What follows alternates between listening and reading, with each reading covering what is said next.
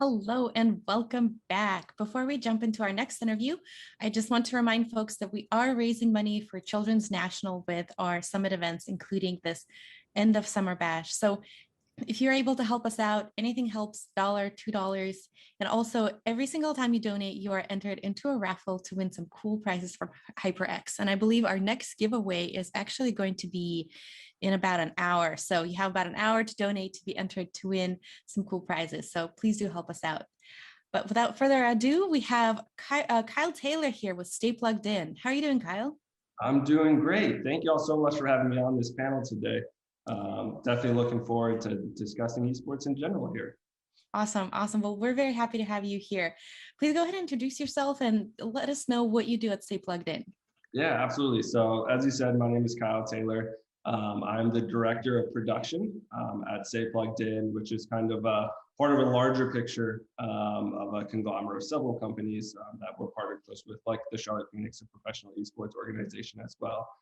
So I wear a lot of different hats, but mainly I focus on the tech side. So production, website development, some new softwares to really facilitate everything that we do underneath the Stay Plugged In mantra.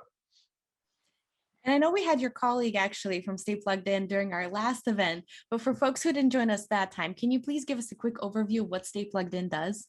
Yeah, absolutely. So Stay Plugged In's primary mission is to connect high school students with collegiate scholarship opportunities in esports. So really players of all skill levels, from the middle of the pack to the best of the best. There's a scholarship opportunity out there at a college in North America in general. So we're kind of that connecting mesh that links like player to like college, because there's a variety of factors that go into that collegiate discussion, right? Do they have the right majors, the right location? And we just help that search on both sides a little bit, make it a little bit easier for the colleges, the recruiters, and the players and the families as well. So we facilitate that. This past season for the class of 2021, we facilitated over $4 million in scholarships for many, many different players. So we're super excited to be able to give these kids these opportunities or facilitate the connections and really see the kids take what they love and what they're passionate in and be able to pursue it at the next level of being college. Absolutely. It's like you guys do such important work that connection, I think, is important just in general. Like I remember being a high school kid, even though that was a long time ago, and trying to figure out college. That leap is it's bigger than people think because your life changes quite a bit between those two steps. So it's really good that gamers have Stay Plugged In to guide them. So if high school students are listening right now, or if there are folks who are coordinating esports programs at their colleges listening right now, what's the best way for them to reach out to Stay Plugged In? Absolutely. So the first step, make an account on the website. So our website's kind of the platform that facilitates a lot of the connections. Espin.gg, espin.gg. And from there, there's a create account button, make an account as a player or a college. And from there, the website kind of guides you through those steps. From there, if anybody has any direct questions, the best way to reach out, you can reach out to me personally, kyle.taylor@espin.gg, or we have an info@espin.gg email as well. And we'll facilitate any questions that may be asked from there and really kickstart that person's or college's journey to finding recruits to fulfill their program. Awesome. Awesome. So espin.gg. Yep. Excellent. Exactly. All right. Maybe we can throw that into Twitch chat. Um, all right. So Kyle, tell us a little bit about your background. How did you get here? Are you like a lifelong gamer, or you sort of fell into it from doing accounting or something else random? No, lifelong gamer. So I've been playing games as long as I can remember. Grew up a gamer through and through. My first foray into it was our first, what I call my big step, was when I got a PlayStation in middle school with Call of Duty Black Ops 1. So that was the game. Go to school, go to football practice, play COD all night. So, and do your homework. Make sure you do your homework, any kids out there. But that was kind of my first step. And really, when I realized, hey, I want to be able to do something kind of in esports or the larger video game field in general. So kind of stuck with it throughout high school, playing various games. Played a little bit competitively in the Rainbow Six Siege scene. Never got too far with that. My friend's actually super good, but myself never really got to that top of the top. So anyways, kind of fast forward through college. Started to kind of wean off on the gaming side a little bit, started to look towards a professional future and came across this opportunity Where that friend I mentioned, his dad was one of the founding members of Stay Plugged In. So super early on, my buddy reached out and said, hey, we're running a Rainbow Six tournament. I'm like, cool, awesome. Do you need some help? And he's like, yeah, jump on in. So I kind of started at the very beginning just as a TO to help facilitate some tournaments, and quickly kind of really gravitated towards the tech side and production, and then the website as well, to really grow those pieces of the company, right? So really just hit the ground running with those, and really look to, making sure our productions are picture perfect, so to say, for all of our events, whether they're online or in person, as we've kind of grown over the last 2 years. So that's a little bit of the backstory of how I got to where I am now. It's a good story. And I think what we've been hearing from many speakers is that it's a little bit of, it's a combination of skill and luck, right? You're obviously very skilled and you have a lot of experience, but you also have to network to get those connections so that you get the opportunity to enter the company that you work at the moment. So skills and networking, that's the theme of today. Yeah, absolutely. Networking, I can't emphasize that enough, even for the kids. So when we run events, so it's like, hey, whether it's virtual or in person, make sure you go introduce yourself to the colleges, right? Because there's always so many more players than the colleges themselves, the coaches in particular. So it's like, hey, just that starting connection goes such a long way, because it's really easy to match a name to a face, and then kind of, extend to that recruiting process shortly thereafter. So actually, since you're saying, okay, this is the advice I give, let's hear the advice that you have let's start with students on the student side. So if somebody is a high school student or even a middle school student, right, it's not too early to start thinking about it, that maybe, hey, this is what I would like to do once I get to college. What advice do you have for them? Like, what can they do now to really make themselves appealing to a college that they would like to go to with an esports program? Yeah, absolutely. I think first and foremost, play in everything you can. The more you can play in, the more opportunity you have to become visible, right? It just takes that one chance for a college to see something special you do on the field, so to say. And that recruiting process starts really, really quickly after that. So play in everything, right? We tell all of our players, don't only play in Stay Plugged In events, play in anything. Any leagues, any random one-off tournaments, play in whatever you can to get noticed, because that just helps you as that individual, right? But in that specific game, right? Like they pick one game, but then playing different types of tournaments. Is that what you're saying? Yeah, okay. So definitely pick one game. We see some players, especially in the FPS, the shooter games, they can kind of translate a little bit easier from like a Valorant to a Rainbow, because the core idea of strategic FPS is still there. But typically pick one game, the game that you're most passionate about and like the most, and then start playing in everything you can, right? Because there's always that line, right, kind of inside the game between online ranked and competitive play, right? Getting more experience in competitive play is so important, because the game kind of operates different.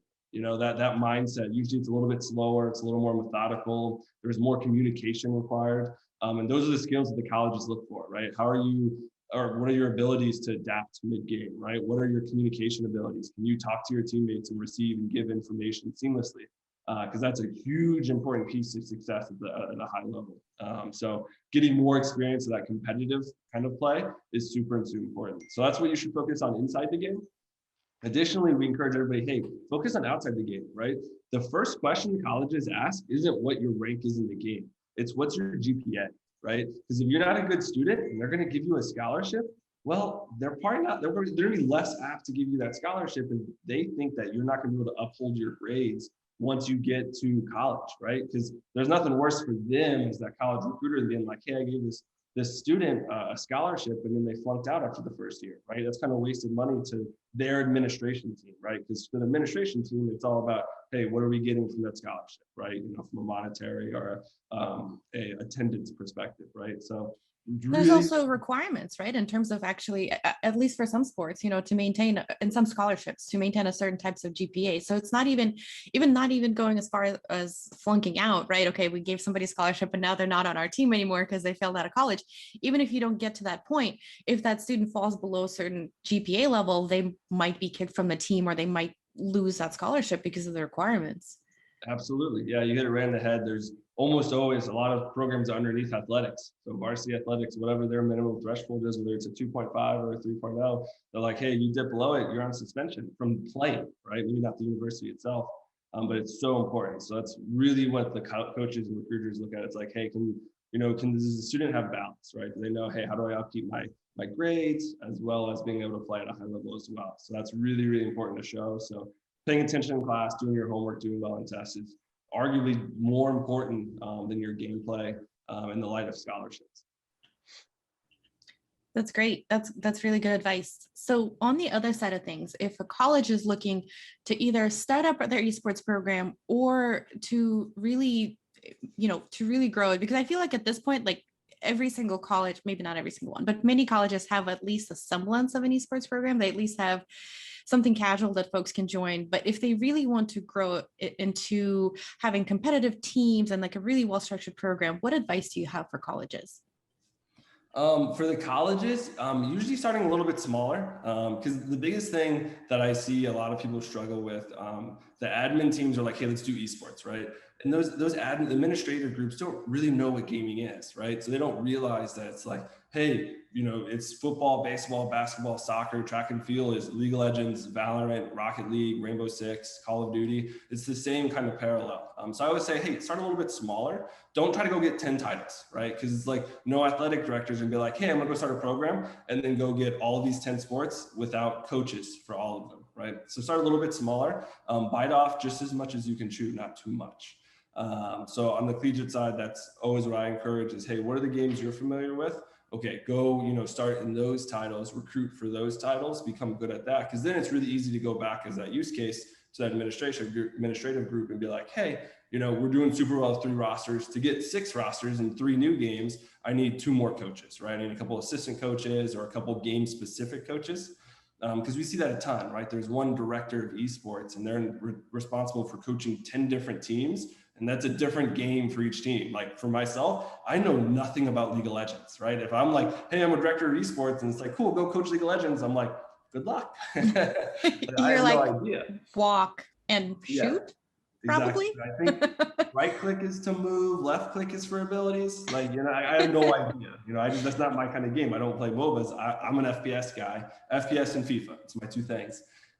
So that's a big thing, right? Of, trying to bridge that gap between what esports is and what it needs. Ideally you need a coach or 2 for each title, right? And then that director of esports is more that athletic director, right? It's more management, making sure that the right funding is going to the right places, travel, logistics, equipment, all that kind of stuff, right? So that's really hard because, administrative, it's just like, oh yeah, go get a football team. That's the same thing. You can be the one coach and you'll start small. And it's that disconnect, right? So helping to bridge, to be communicative with, that admin group that's given the scholarship funds and the opportunities, and then bridging that gap with the players and the teams is a really good starting point to make sure that not only can you start and be successful in your first few years, but you can continue to grow. Got it. So start small and also grow. Don't want to say slowly, but methodically. Right? Yes. You have to have a plan in place. Like you said, you can't just be like, okay, we've had an intramural team for 3 years, and now we're going to add 5 new titles and go to competitions. Yep, absolutely. Got it. Makes sense. Makes sense. Now, do you have any advice for parents? So we actually spoke to some folks at COPE, which is Coalition of Parents in Esports. They had some great advice, but does Spin work with parents at all? Do you provide any resources for parents of gamers? And what advice do you have for them if their kid wants to go to college and pursue esports? Yep, absolutely. So we work very closely with the parents. Because at the end of the day, the parents need to be hyper involved in that collegiate decision, right? Where their kid's going to go to college, they need to be involved through and through. So we've talked to COPE a lot. They've been on several panels. They've had some presence at some of our events.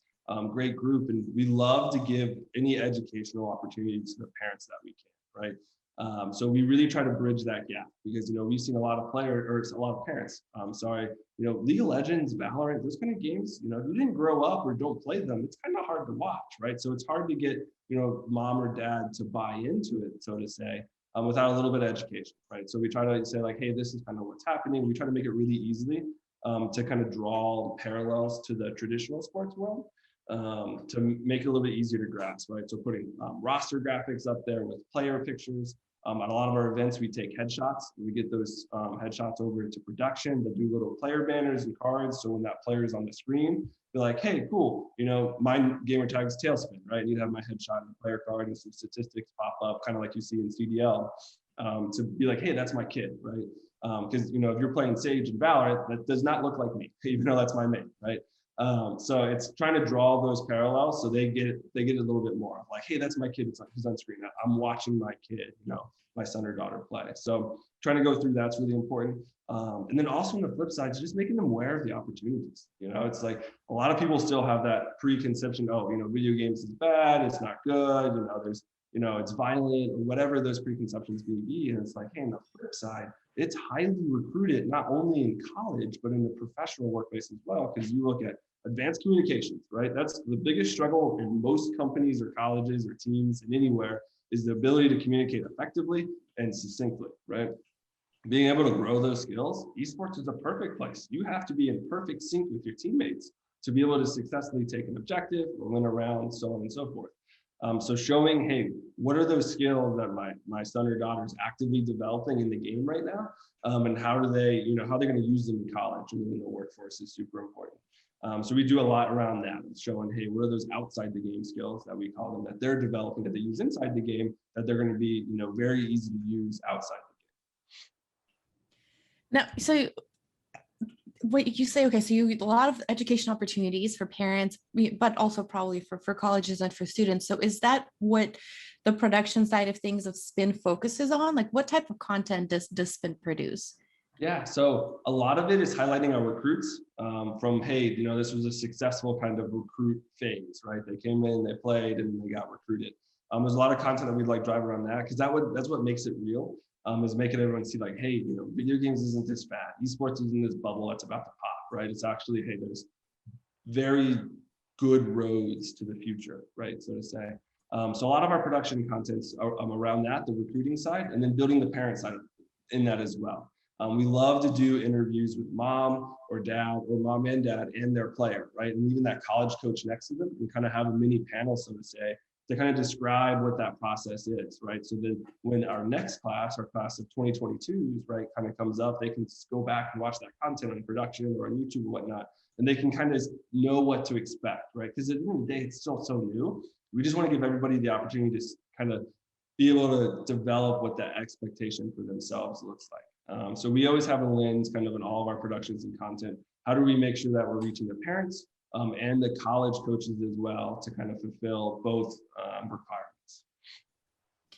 And give us a little sneak peek behind the scenes. Like, so what does it take to make that video? I know we just heard from Jake from Washington Justice, and he says 5-minute video for them can take days, like 4 days to make and put up on YouTube.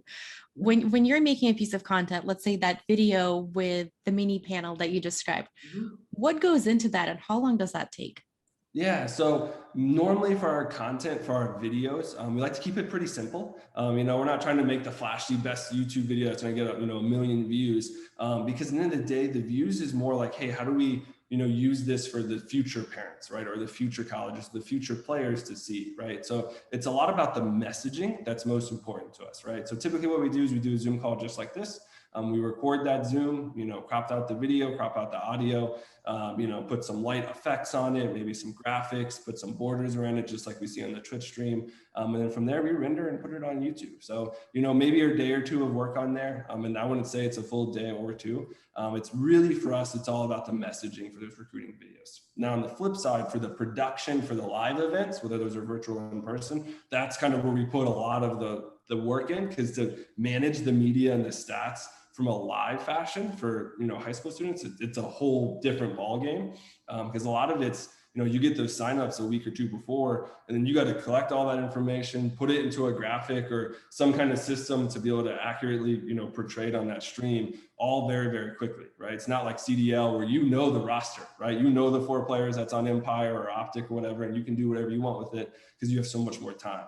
So the production side of it, the live element, is definitely where a lot of the hours and the work goes to, while the videos themselves are more about the message themselves. That's interesting that it definitely makes sense what you described, but it's interesting to see the breadth of the type of content and just how much effort goes into one versus the other. And it's not like you said that you're trying to make it like low value production, right? For like the interviews, it's just a completely different point that you're trying to make, right? You're not trying to make it flashy. You're trying to make it super educational and helpful to the incoming parents and students and colleges who might be looking at your resources. That definitely makes sense. What advice would you have for somebody who is interested in getting into the production side of things? Ooh, production is great. I mean, that's my bread and butter of the day. It's all about finding the problems, or not even problems, finding, hey, what can I make better, right? I think we've all looked at a stream before, whether it's a Twitch streamer or a full-fledged kind of Call of Duty or professional league production, right? And there's this one piece like, I think I could make that better, right? And it's all about staying on top of the game, so to say, because production, video production historically has, been slow to evolve. Just because it's always been cameraman, multiple cameras, kind of some basic graphic overlays, but it's more about getting the shot right for live sports. But now with esports, there's so much more complexities and opportunities to capture really good content or really good camera angles, so to say, because the game's virtual, right? There's so many more built-in features, so to say, right? Like Valorant, you have the free bird view, you have players 1 through 10, you get to see exactly what they get to see. You don't see that on the football field, right? It's just a overarching shot.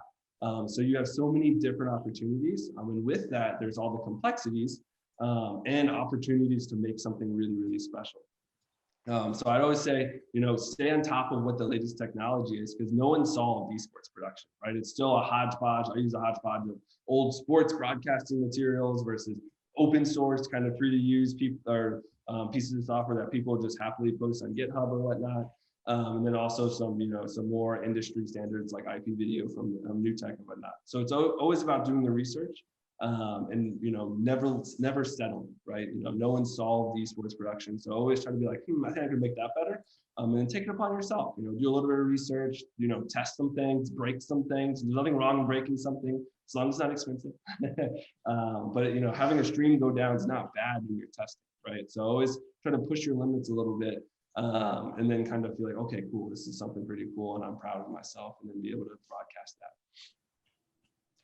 So what's a good either starting point or just, you said, stay on top of research and like stay on top of the technology and the software that folks use. What's a good jumping off point? Like how can folks like get into that and just, because I'm sure, like you said, there's such a breadth of even equipment or software that's out there. What's a good starting off point to see, okay, here may be the basic tools that I need to learn to even start production? Yeah, absolutely. So I always say, kind of broadening that statement a little bit, I always say there's a couple different skills that anybody in esports and the tech side should have, right? Standing up a web page, super important. HTML, CSS, because that even goes into production, because you can capture those web pages and display them on a screen and make them dynamic. So knowing some basic HTML and CSS, super important. Know OBS Studio, right? It's completely free, most widely used broadcasting software there is. There's definitely some better ones that are paid for, but OBS is free. Learn how to use OBS Studio. I always say OBS Studio is a little bit better because it's more production driven, while stuff like Streamlabs is more for personal use, so to say. So learn OBS Studios, learn how do you manage your scenes, how do you manage some sources, how do you use plugins, right? How to download a plugin, kind of plug into that software and do some pretty cool things with that. And then managing the quality of your media, super important. And then also learn Premiere. You learn Premiere Pro and Photoshop because they all kind of build into production, right? Those graphics, Photoshop, right? A little bit of a cut up video of a highlight montage from the last stream to put on there as you intro into the stream, super important. Learning the basic tools, like a basic video editor like Premiere or like DaVinci Resolve is free. Photoshop, I always say there's not a great free option, but there's like GIMP or Canvas.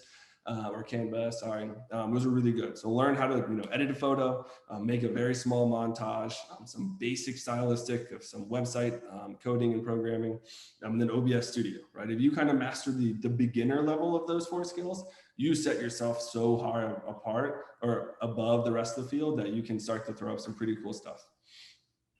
That's awesome. And like you said, a lot of those resources are free. So it's just a matter of committing your time to it, downloading them, playing around, seeing how it works, teaching yourself, watching some YouTube videos and tutorials. Absolutely. That makes sense. So Kyle, what's sort of next on the horizon for Spin? Do you have any exciting projects that you're working on, or, here's the next evolution of esports, collegiate esports specifically, so we want to hop into that. Like, what's next for Spin? Yeah, absolutely. So there's kind of 2 points. So, where we are now in the last couple of years is, we've proven that, hey, college esports, there's a big need for, those recruits, right? So for us, it's, looking at our website, kind of developing some new and cool features to help facilitate that connection process even better for our players and our colleges, right? So that they kind of see what's more apt for them. So the player typically is very much like, hey, I want to stay in my region. I want colleges with X, Y, Z majors, and then a team in Rocket League that's at X level, right? And then the flip side for the colleges as well. So it's kind of adding some new features on the tech side. Additionally, we want to expand our live events. We want to run more in-person events. Obviously, COVID's hindered that a lot, unfortunately, but hopefully, the Delta variant's not helping too much right now. But hopefully, we can do more live events. Maybe out of the winter, we'll see. But we definitely want to do more live events because that's where we see the recruiting happen the most. We've done some smaller ones, very COVID safe, very compliant with all the standards.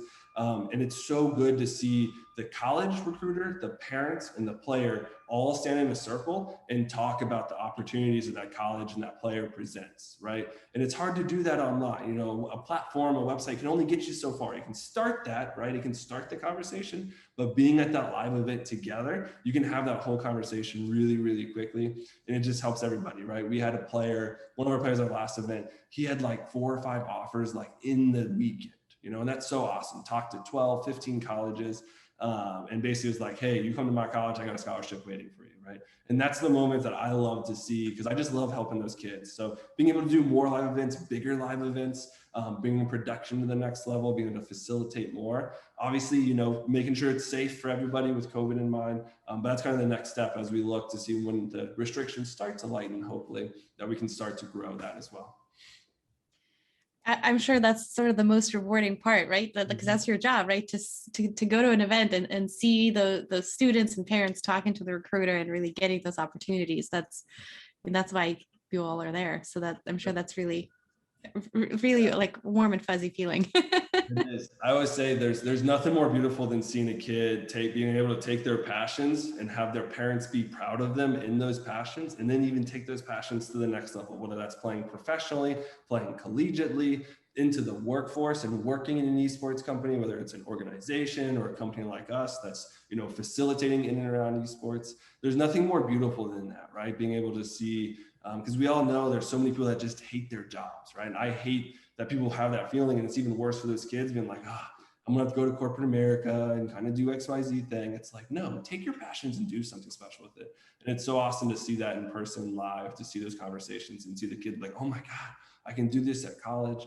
And at the end of the day, it's great for them because when they get to campus, they're surrounded by like-minded individuals. I'm sure, any of us has gone to college. It's like that first 2 to 4 weeks of making all the new friends and trying to figure out, hey, who's going to be my new friends group? I just left all my high school friends.